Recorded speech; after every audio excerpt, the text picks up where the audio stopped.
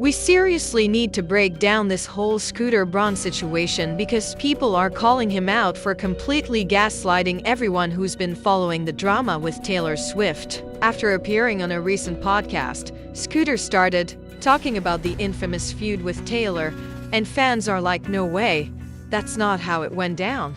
It's giving revisionist history, and the backlash is coming in fast. So let's go back to what Scooter said, plus the full backstory of how this mess started in the first place. This week, Scooter Braun found himself in hot water after doing that podcast, reflecting on his career and specifically mentioning how he thought buying Big Machine was going to lead to a friendship with Taylor Swift. Yeah, that friendship.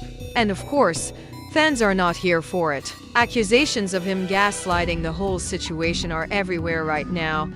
And honestly, it's like the feud just reignited all over again. To really understand why people are upset, you've got to remember how it all began. It was back in June 2019 when Scooter's company, Ithaca Holdings, bought Big Machine label group for roughly $300 million.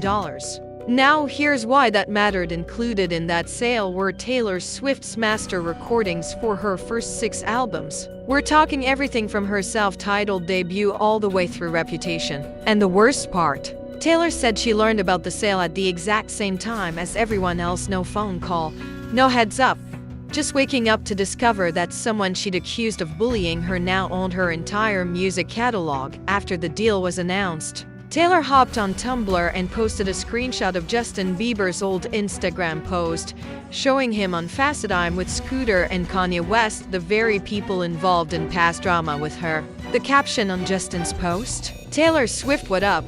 Taylor added her own caption explaining exactly how that felt to her, saying Scooter was bullying me on social media when I was at my lowest point. And now, on top of that, he was about to own everything she had ever worked for. Taylor explained how for years she had tried to negotiate to buy her masters, but the deal offered to her was, basically, for every new album she made, she could earn back just one of her old ones. She refused. Taylor said she walked away from Big Machine because she knew Scott Borchetta, the label's founder, was going to sell it off anyway, and that's exactly what happened. And now, her worst-case scenario had come true. Someone she felt had worked against her for years was in control of her life's work. Taylor also laid out in that post how humiliating it felt that her old music videos, which she paid for herself back when she was playing bars, were now in someone else's hands. She called out Scooter for his role in what she saw as a pattern of bullying, like the infamous moment when Kim Kardashian leaked a secretly recorded phone call to smear her. She also pointed to Kanye's revenge music video that featured a naked, wax figure of her without her consent. Taylor said all of it was coordinated with Scooter involved behind the scenes. In her words, Scooter stripped me of my life's work. She explained how this was the harsh reality of signing a record deal when you're a teenager and how the whole thing made her feel trapped. Taylor ended her post by saying she was thankful she left her future work with a new record label, one that would allow her to own her new masters. She even said that she hoped young artists would learn from her situation and fight to own their art. She reminded fans that while she would always love her past music, she wanted people to support her new material going forward. At that point, Taylor was gearing up to release Lover, her first album under Republic Records, with ownership of her own masters for the first time in her career. And just as a reminder, Taylor left Big Machine in late 2018 after her 10-year contract ran out. Her new deal with Republic made it clear, from now on, her music would belong to her. But the problem was that Big Machine still had full control over her first 6 albums, and Scooter, now that he owned the label, was set to profit off of all of it for years to come. That meant every stream, every sale, every licensing deal involving her old work benefited Scooter directly, and he wasn't exactly hiding how proud he was about it. Scooter actually reposted a friend's joke online that said, "When your friend buys Taylor Swift," basically bragging about the deal. Of course, he later deleted that post when the backlash started, but the screenshots were already circulating, and major media outlets covered it, proving that it happened. T the time. Justin Bieber tried to do some damage control on behalf of Scooter. He posted a note on Instagram apologizing for his part in that old bullying post. Justin said that he had posted that photo of himself facetiming Scooter and Kanye, and that Scooter didn't have anything to do with that post. Justin admitted that it was a bad joke in hindsight, but he defended Scooter overall, saying that Scooter had always supported him through tough times and wasn't responsible for all the drama surrounding Taylor. But by then, the damage was already done. Taylor's post had gone massively viral. Media outlets worldwide were covering it, and the lines were already drawn. Swifties were firmly against Scooter, and the feud between Taylor and Big Machine was on fire, with the whole internet watching.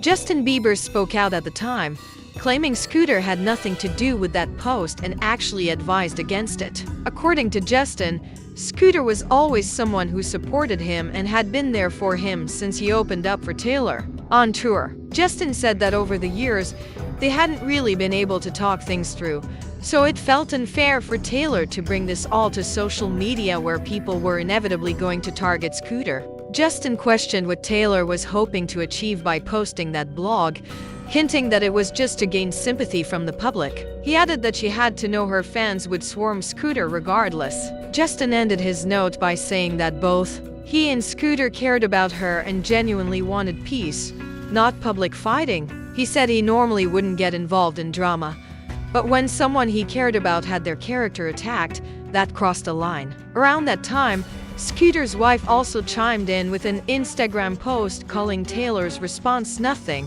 more than a temper tantrum.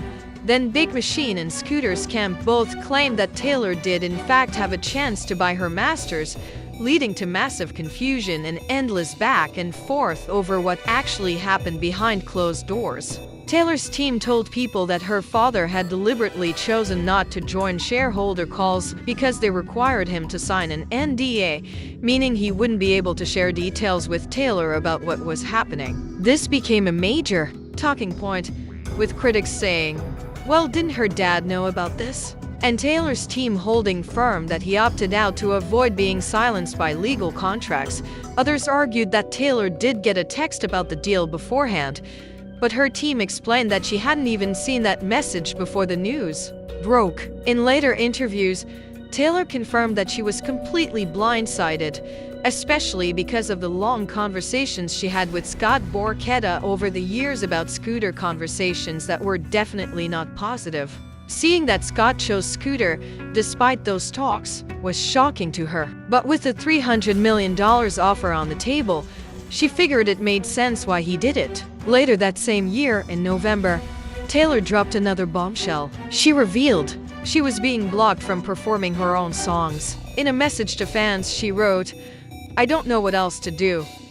She explained that the American Music Awards were planning to honor her with the Artist of the Decade award, and she wanted to perform a medley of her greatest hits but was told she couldn't. Scott Borchetta and Scooter Braun were allegedly stopping her from performing her old songs on television because they claimed that doing so would count as re-recording her masters before she was allowed to. And that wasn't even the worst part. Taylor revealed that Netflix had been filming a documentary about her life for years, and now Scott and Scooter were blocking the use of her older music and any archived performance footage for the project. She explained that neither of them were even mentioned in the film, but still, they were saying no. According to Taylor, Scott made it clear that if she wanted to use her music, she'd have to agree to two things: stop talking about him and Scooter publicly, and promise not to re-record any of her albums the next year, something she was both legally allowed to do and fully planning to.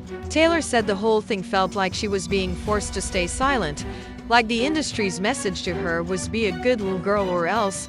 She expressed frustration that these men, who had no role in writing the songs, were now dictating how and when she could use her own work. Taylor finished by asking her fans for support, urging them to make their voices heard, to contact Scooter and Scott's teams, and even asking other artists managed by Scooter to help apply pressure. She said she especially hoped that the Carlyle Group, who financially backed Scooter's purchase of Big Machine, would intervene and help stop what she called tyrannical control over her life's work. Taylor closed by saying all she wanted was the right to perform the music she created, music that built her entire career. She had tried to resolve it privately, but nothing worked. As of that post, her AMA's performance, her Netflix documentary, and any other future appearances that required her old songs were all up in the air. She wanted her fans to understand what was going on behind the scenes. Of course, Taylor ultimately did go on to re-record her albums, and those re-releases shattered records, becoming global moments not just for her career, but for the music industry as a whole. The Eras Tour became a cultural phenomenon, and Taylor's re-recordings sent a massive message to the music industry about artistic ownership. Meanwhile, Scooter's reputation tanked hard. Swifties came together to support Taylor, and Scooter was almost universally seen as the villain in the narrative. While some of his clients like Justin Bieber and Demi Lovato spoke up in his defense, the backlash was overwhelming. His image has never fully recovered. Over time, people started noticing a shift. Artists and collaborators gradually distanced themselves from Scooter. Some of his biggest names, like Demi Lovato, eventually ended their working relationships with him. Then came the huge ones. Ariana Grande left, and Justin Bieber stepped away too. That was major. Fast forward to now in 2025, and Scooter is once again talking about his career and those past controversies. And it's happening right after Taylor announced that she was finally able to purchase her masters. She wrote a long post on her website thanking her fans and the Eras Tour for helping her make that happen, crediting a partnership with Jamrock Holdings for sealing the deal. So maybe Scooter thought now was the right time to resurface, hoping the backlash wouldn't be so bad with Taylor finally getting ownership of her music. In the podcast, he said that while he knew Taylor didn't like him when he bought Big Machine, he genuinely thought they could work together and that one day they'd be friends. When I bought Big Machine, I thought I was going to work with all the artists on Big Machine. I thought it was going to be like an exciting thing. I knew that Taylor, she and I had only met 3 times. In between that time, since I'd seen her last, I started managing Kanye West. I managed Justin Bieber. I knew she didn't get along with them. I had a feeling, this is where my arrogance came in. I had a feeling she probably didn't like me because I managed them, but I thought that once this announcement happened, she would talk to me, see who I am, and we would work together. And the announcement came out, and I'm calling Scott Borchetta and saying, hey, send me her number.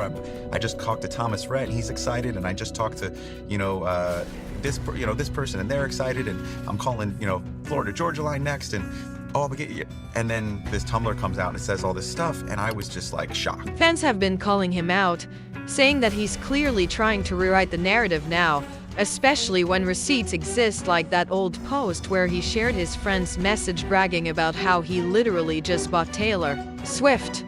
Now, Scooter's playing the misunderstood victim, talking about how he's been betrayed over the years. He said, "People always tell me to stay on my side of the street, and I do. It's easier for me to be happy and move on with life when I don't get involved in negativity." He admitted he's felt betrayed 100 times and misunderstood so many times, but added that he tries to have empathy, assuming that if someone is attacking him like this, they must be going through their own pain. He also said, "Maybe I did something to hurt them without realizing it," but the comments online haven't been buying any of this. Many people are saying that Scooter is conveniently ignoring key parts of the story, like how he tried to stop Taylor from performing her own songs. They're accusing him of lying to the public and trying to manipulate the story in his favor, saying he's gaslighting everyone. Fans have pointed out that he profited massively from selling her work, so it's confusing why he's playing the victim now. They're also bringing up how he's staying silent about that NDA he wanted Taylor to sign, using that as another example of him hiding behind selective storytelling. As one fan put it, "Cry me a river." Scooter Braun is not the victim here.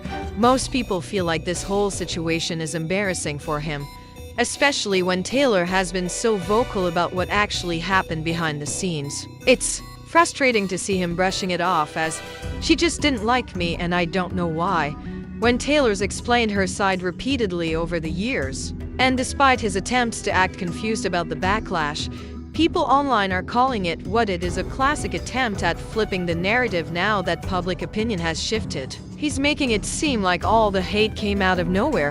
But Swifties and others haven't forgotten the full context of what went down. Seeing him talk about being misunderstood after all that's happened just doesn't sit right with a lot of people, especially those who followed the drama in real time. And based on the overwhelming reaction, people clearly aren't here for it. But now I want to know what you think. Are you buying Scooter's take on the whole situation?